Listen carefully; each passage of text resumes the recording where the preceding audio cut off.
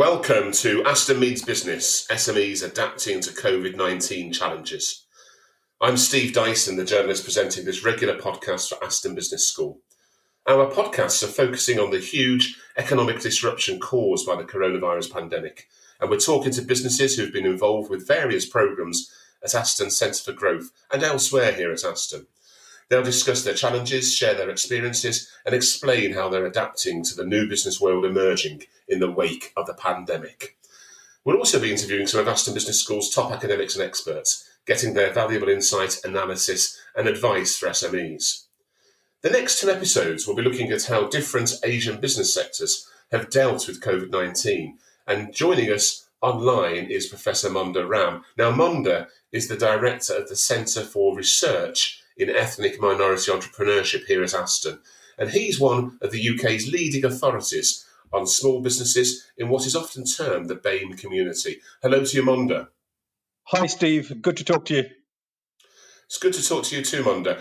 Now, today's episode focuses on a sector that's close to all of our hearts, the famous Balti House or Curry House business world. Please bear with us. We're still carrying out all our recordings remotely online to make sure we conform to the government's safe distancing advice.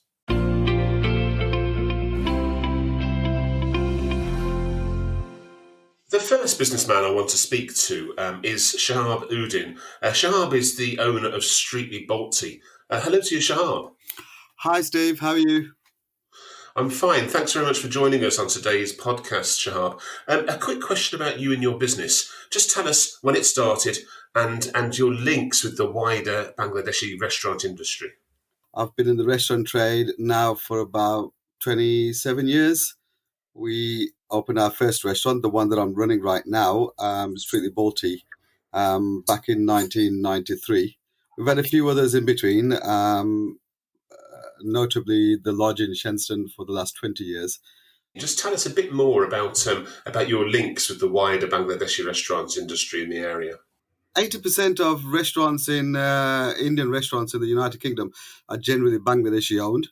And we all sort of run them via our local communities where we get members of staff, front or kitchen.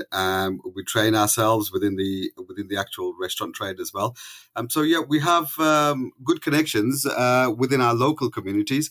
But in the last couple of years, I've managed to have my friendship circle has widened, and up and down the country, I'm in contact with various restaurateurs. Right the way up in Scotland down to Land's End as well. So I've got a good network at the moment going. Now, with the oncome of COVID-19, Shahab, can you tell us how that's affected your business and what your business has had to do to get through? Well, COVID-19 came completely at the wrong time for me. I'd just been back to Streetly Balti roughly about 2 years.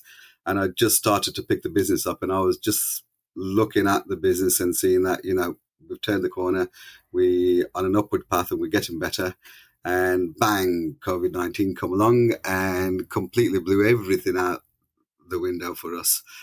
I had to shut the restaurant down because one of my chefs said he was not feeling well.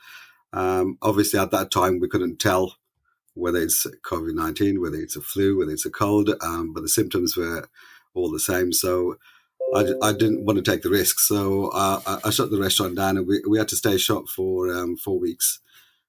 So during those 4 weeks, it was very stressful. All sorts of scenarios would play through my head daily about how I'm going to get through this, what we're going to do, how I'm going to pay the staff's wages. The furlough payments weren't coming through at that time. The grant wasn't coming through at that time.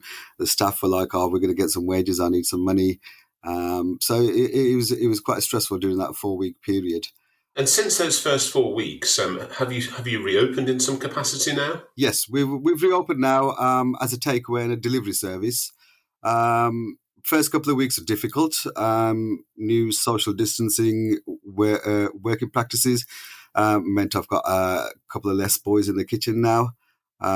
Plus, I reduced the menu to make it easier. But have you ever seen an Indian menu? They're still massive. But yeah, the first couple of weeks were very difficult. We struggled to get orders out on time because people were also they hadn't had a curry for quite some time, so they were desperate to have a curry. So we were inundated, and then we were struggling to cope. But we've got a balance now. We're on our fourth week now. We've got a balance. The customers have got a balance. I'm lucky. I have a very good local client base, and I'm able to put notices out on Facebook and explain to the customers what we're going through, and they actually comply with me. Takeaway side is good. We've got a lot of orders coming in. It's not as lucrative as a restaurant. It's not financially. It's not the same. The expenses are higher.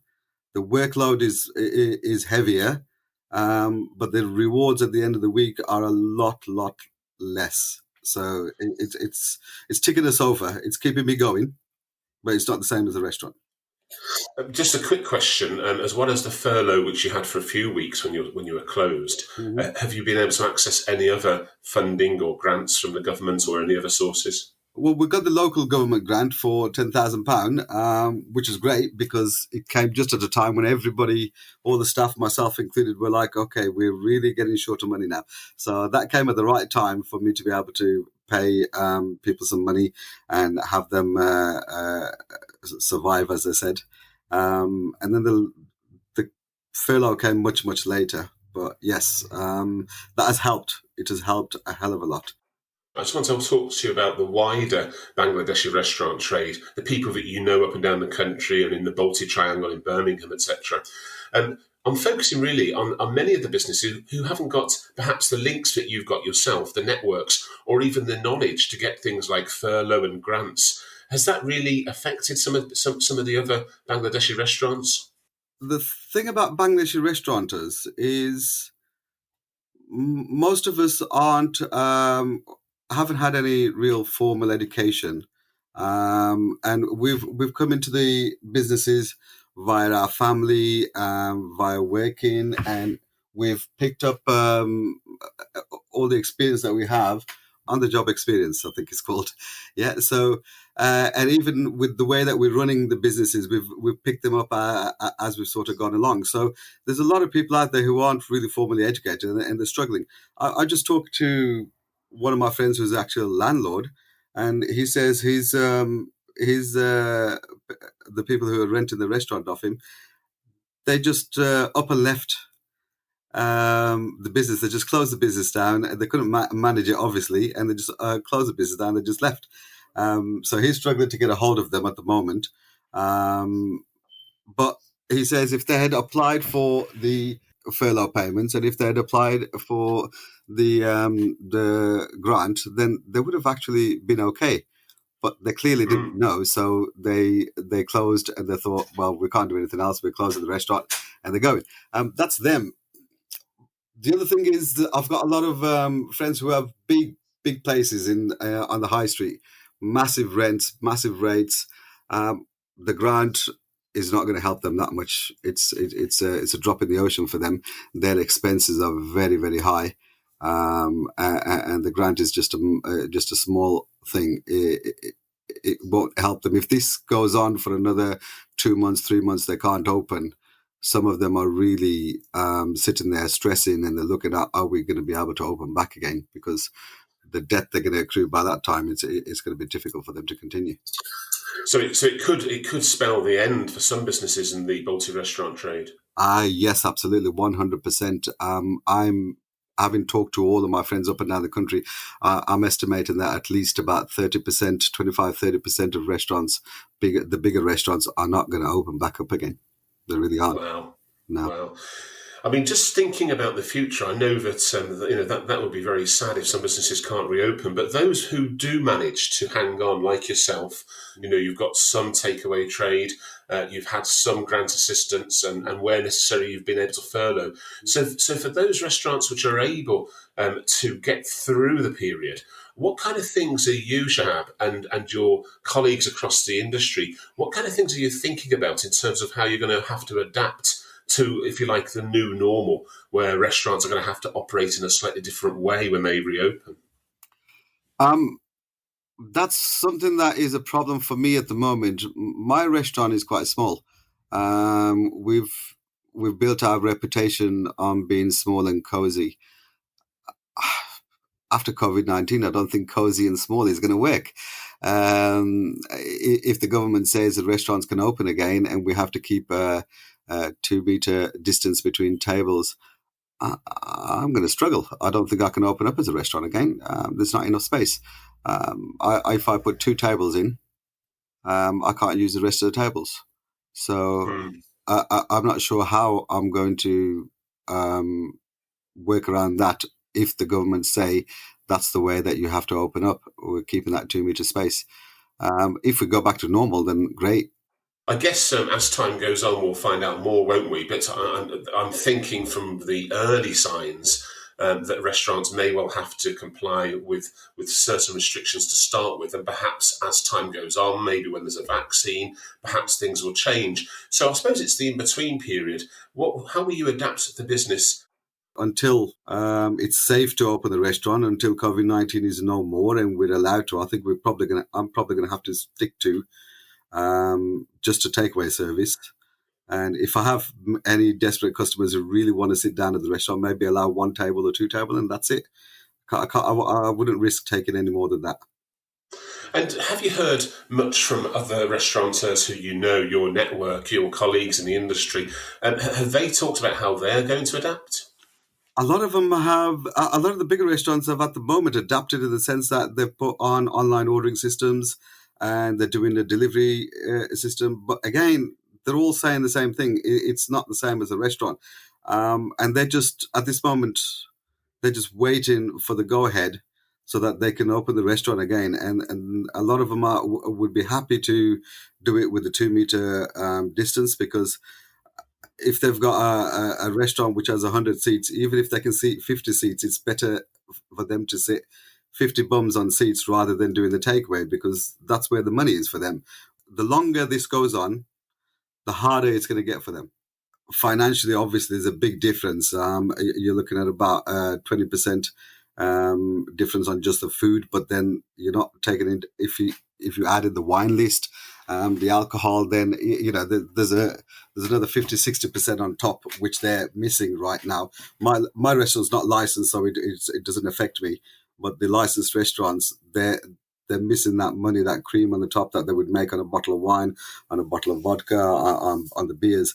They're missing all of that. That's where their income is from, the main income. The food, Indian restaurant food, the curries, we've shot ourselves in the foot since the last 3 decades, in the sense that our curries are harder to cook, they're more labor intensive, but having a price war in the 90s, we still expect it to be cheap, and that is an issue. So most of the Indian restaurants hardly make any money on the food. It's all on the license. And do you think that's something which is going to have to change in terms of, if you are going to exist as a smaller operation, do you think you're going to have to do something about the pricing to manage to survive in the meantime before things go back to a real normal? Absolutely. Pricing is a big issue, especially in the Balti belt in Birmingham, because they've built a whole industry in that Balti belt, the Balti triangle, on being cheap and cheerful. That's not going to work anymore. With COVID-19, with the shutdown of all the industries across the world, cost of everything has gone up. It's unstable. I can buy meat at one price today and it's another price tomorrow. So if they're not adjusting their menu prices in line with what's going on with the cost of everything at the moment, they're going to struggle. They're going to struggle a lot. And everybody, if they want to survive, they need to start pricing correctly, and taking it from there. Shahab Uddin from Streetly Balti, many thanks for joining us. It's been really interesting talking to you. Thank you very much, Steve. Thank you for having me. Now, Monder, like so many businesses, what we all know is that Balti and curry houses have been hugely impacted by COVID-19. But what I didn't realise was that curry houses, most often run by businesses with Bangladeshi origins, they don't seem to know, or they don't know how to, or they sometimes don't even want to access the furloughs, the grants, the low-cost loans so readily available to mainstream UK businesses. What are the reasons behind that, Monder? Well, it was a very powerful story, wasn't it, Steve? I think the first thing we need to remember is that Shab's business, a bit like many small business owners, they don't necessarily seek the advice that they perhaps should do. This is a quirk of many small business owners. Many small business owners start their business because they just want to run it for themselves. Having said that, I think the situation is particularly acute for BAME businesses, as you refer to them, because they often rely on informal networks rather than formal public sector institutions. Now, that's positive in the sense that they go to people they trust, but it can also be a challenge, Steve, because they might not be getting the right or the most professional guidance that is out there. And this is clearly a problem in the era of COVID-19, when the government are making great efforts to get their message out. I should also say that, finally, Steve, that business support agencies, the formal business support agencies, aren't always as well connected to sectors like catering and others that ethnic minorities tend to be concentrated in, like retailing. I get you, I get you. Now, Shahab said that up to 30% of curry houses, from his own anecdotal research, he felt that they may collapse as a result of COVID-19. Now, 30% of curry houses in Britain, we're talking about potentially thousands of restaurants, tens, if not hundreds of thousands of jobs. Is Shahab right? And what can be done to prevent this? What Shab says doesn't surprise me. Even before COVID-19, Steve, the Bangladeshi catering sector, the curry sector, was facing dire challenges. A few years ago, the challenges were so acute that Lord Karen Bilmoria set up a curry committee in Parliament to alert policymakers, parliamentarians to this particular challenge. Even then, Steve, the sort of consequences were dire for the sector. Curry houses employ around 100,000 people with an annual sales turnover of 4.2 billion. And we can see why the sector is facing so many challenges. The trend is for more adventurous eating. So in Birmingham, you'll see lots of Vietnamese, Turkish, and Mexican restaurants, for example. Even large chain stores are getting into the act. So, for example, supermarkets are one of the most prolific sellers of curries, and large chains of sort of pubs and restaurants are also selling or entering this market. There was one report that the largest seller of curries is now the pub chain JD Wetherspoon.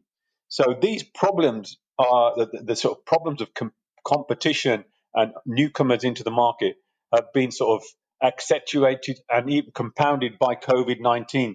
So the estimate that Shab gives isn't out of line with industry estimates, and it could actually be worse. Now, having said that, the question is, what can we do about it? Well, one of the reasons we're studying the Bangladeshi catering sector is because of the protestations or the concerns of people like Shab.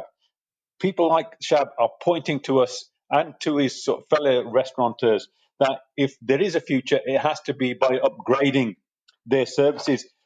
COVID-19 is providing, paradoxically, a brilliant opportunity to reflect again on the kind of business models that traditionally Bangladeshi caterers have used.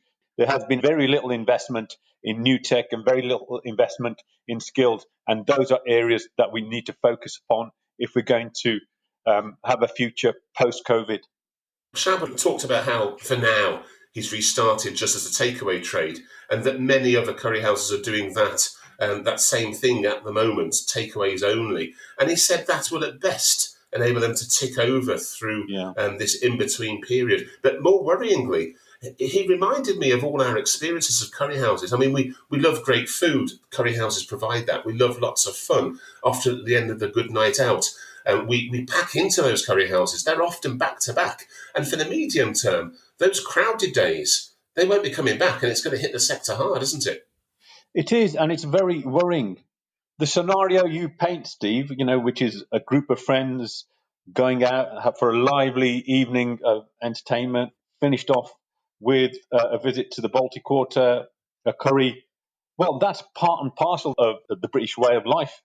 And if you take that away, you're taking away the very essence of what going out for a curry means. And so that is a major concern. Listening to Shahab, he made the point that it's going to be very difficult for him to survive with those the social distancing measures. So the concerns are legitimate and they're acute. And this sort of reinforces the point that colleagues and I and others have been making, that it really is necessary for caterers and others in the hospitality sector to maybe think again and reflect on the kind of new business models that might be available. Shahab has gone into delivery; he's not done that before, and I think we need to really explore other scenarios. And I think in this exploration, organisations like my own, like Aston Centre for Growth, business support providers, need to get much closer to people like Shahab and develop collaboratively potential solutions that Shahab and his colleagues might follow. Of course, yeah, and for me, one of the most salient points that Shahab made, and you kind of hinted at it earlier on, was about prices. You know, rightly or wrongly, going for a curry was always seen as a great but a cheap night out. Yes, they pack them in and they produce delicious but effectively fast restaurant food. Now that they can't open restaurants, and when they can, there'll be a lot more spaces in between, it's going to cut their revenues. And Shahab talked about a new approach by him and the whole sector, really. It might mean they need to raise their prices and have a proper, decent invoice for their services, if you like, to survive. Do you think he's right? Definitely. The traditional model in this sector has always been low tech, low wages, and low prices. As Shahab's indicated, this is unlikely to survive in the future, and major changes will have to be introduced if we're to depart from this model. Shahab and others that we've interviewed are realizing that this is the case. And now, encouragingly, people like Shahab, as you've heard, are saying that we need to invest in staff. They themselves are saying that we need to explore radical new options, like investing significantly in training and taking IT, digital ways of marketing seriously. Yeah, Monder, it's going to be a really interesting time for the sector, and I look forward to hearing more from you and your colleagues, and also from Shahab and the sector about how they're adapting in the next few months. Many thanks for joining us on today's podcast. Thanks, Steve. It's a pleasure. Yes, a big thank you there to Professor Monder Ram, the Director of the Centre for Research in Ethnic Minority Entrepreneurship here at Aston Business School, and also to Shahab Uddin, the owner and operator of S2E2 Balti. Monder will be joining us again in a week or so when we will look at how corner shops and community supermarkets, another important sector in the Asian business world, has adapted to COVID-19.